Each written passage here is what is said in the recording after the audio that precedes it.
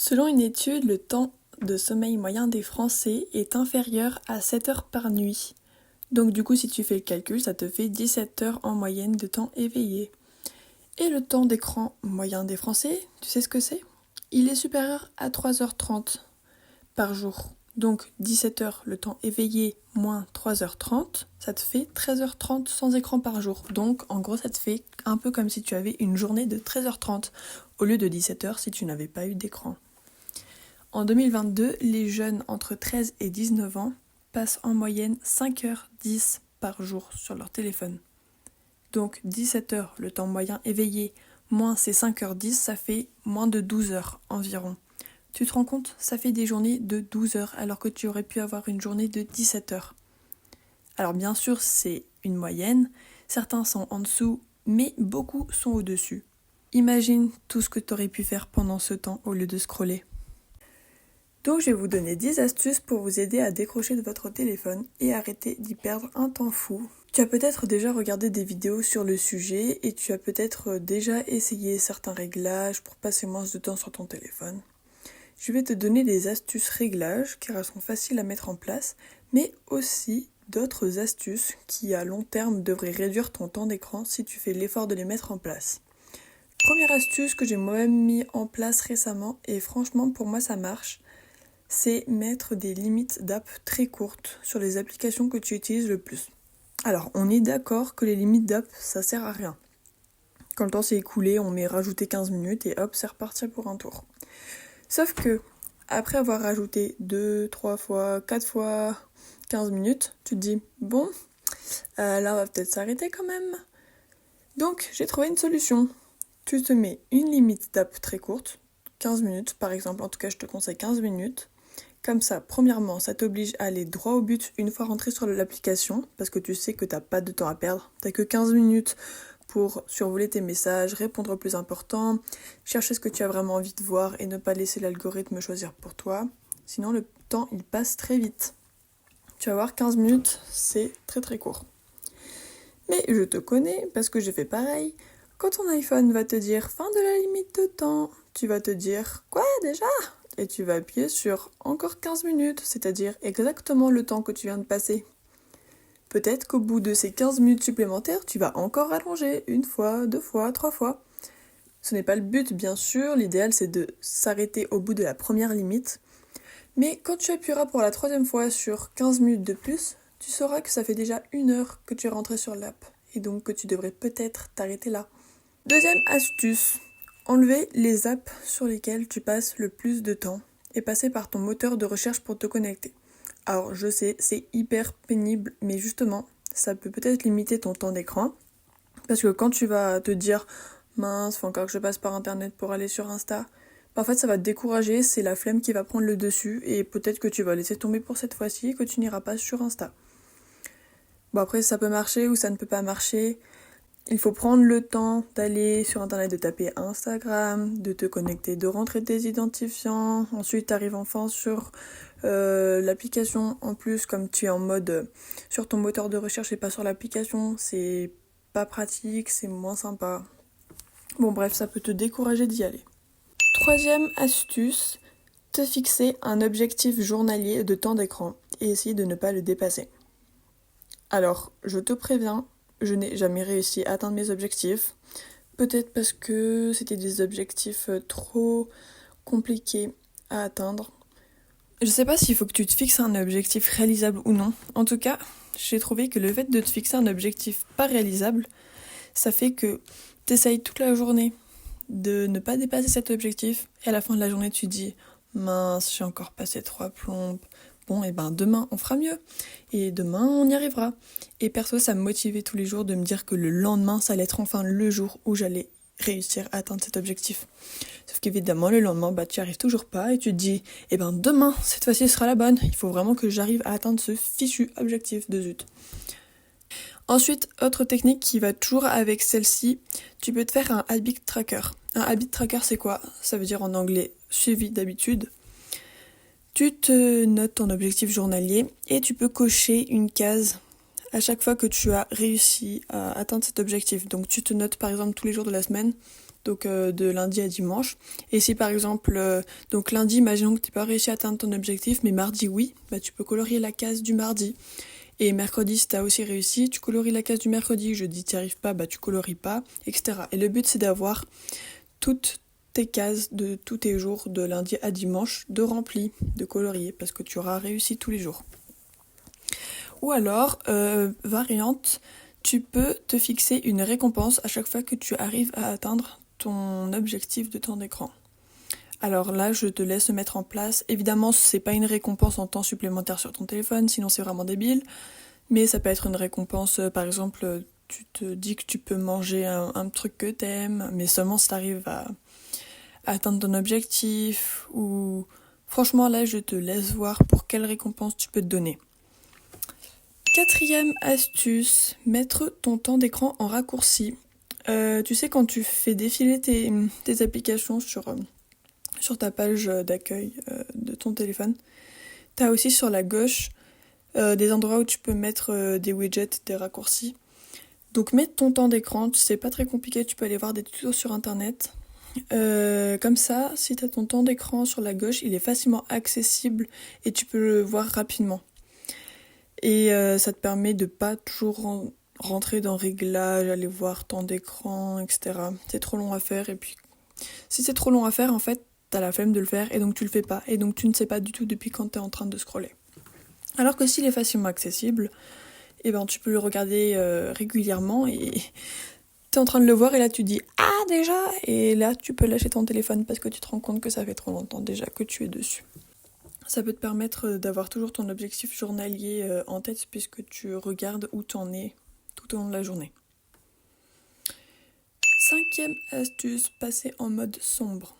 Alors, c'est scientifiquement prouvé que les couleurs attirent l'œil et donnent envie. Par exemple, tous les logos en fait sont faits sur cette expérience-là. Tu t'es peut-être déjà demandé pourquoi le logo d'Instagram était aussi coloré, les couleurs des stories, c'est super sympa quand il y a une story qui est sortie, ou même la couleur du logo d'Instagram. C'est super sympa. Pourquoi ? Bah en fait ça donne tout simplement envie à ton cerveau, sans que tu t'en rendes compte, d'aller sur l'application. T'allumes ton iPhone et là tu vois le beau logo d'Instagram qui te tend les bras. Et ben t'as juste envie de rentrer sur l'application. Donc passe en mode sombre. Alors ça enlèvera pas les couleurs de tes applications, mais le fait d'avoir un écran noir, ça peut moins attirer ton cerveau. Personnellement, c'est ce que j'ai fait sur mon téléphone. Je ne sais pas si je passe moins de temps dessus depuis, mais c'est vrai que c'est beaucoup moins joyeux. C'est pas... Perso, j'aime pas trop avoir mon téléphone en mode sombre, mais je pense que ça limite un peu tes envies. Donc voilà pour les conseils et réglages. Mais j'ai encore 5 autres astuces à te donner. Ce sont des conseils qui diminueront considérablement ton temps d'écran si tu arrives à faire l'effort de les mettre en place. Donc je t'explique immédiatement. 6e astuce, prends l'habitude de ne pas emporter ton téléphone partout avec toi. Oui, je sais, c'est super compliqué parce que c'est vraiment une habitude qu'on a tous prise. Et il faut que tu trouves un endroit dans une pièce dans laquelle tu ne vas pas forcément tout le temps. Par exemple, laisse-le dans ta chambre si tu es ailleurs dans la maison, ou alors dans l'entrée de ta maison si c'est un endroit où tu vas pas souvent. Surtout, ne l'emmène pas aux toilettes avec toi. C'est le meilleur moyen pour y passer des heures. Et si jamais tu es obligé de prendre ton téléphone avec toi, par exemple si tu vas à l'école ou au lycée, etc., laisse ton téléphone dans ton sac. Tu n'es pas obligé de l'avoir dans la main ou dans ta poche. Mets-le dans ton sac. Comme ça, il est un peu plus difficile d'accès. Tu ne peux pas le sortir toutes les 2 secondes.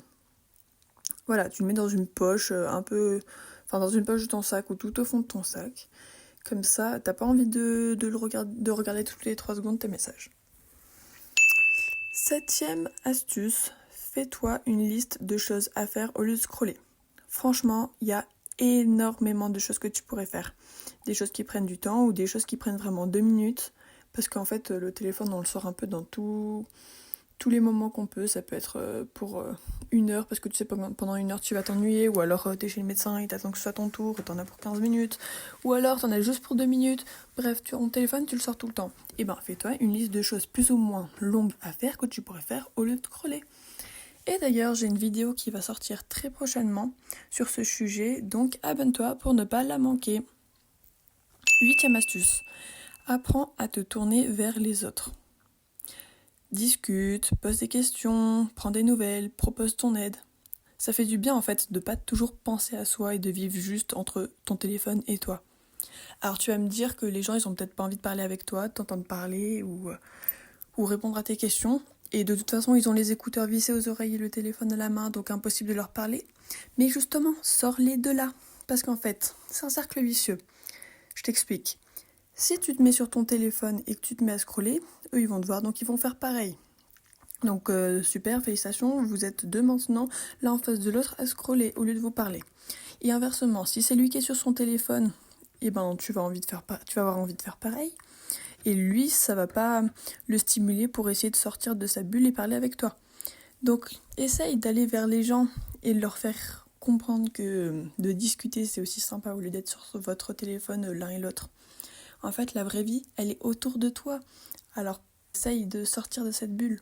Astuce numéro 9. Trouve-toi une activité passe-temps que tu puisses faire au lieu d'être sur ton téléphone. Ça peut être lire. Alors, si tu es passionné par la lecture, je suppose que tu as une liste de livres que tu veux lire depuis longtemps. Une pile à lire, comme on dit.